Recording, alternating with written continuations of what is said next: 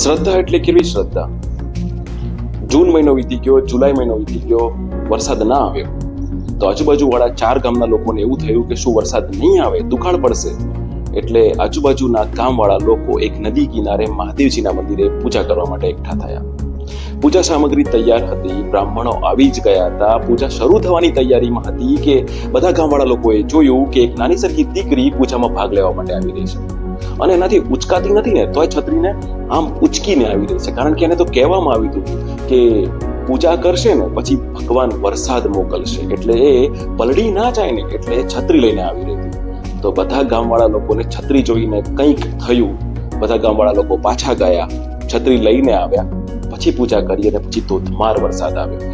અરે તમને એમ કે એમાં શું, કદાચ પૂજા કરી હોત અને વરસાદ આવત તો ગામવાળા લોકો પલળી જાત, પણ જ્યારે શ્રદ્ધા ના હોય ને તો કદાચ વરસાદ ના પણ આવત. તો શ્રદ્ધા એટલે કેવી શ્રદ્ધા?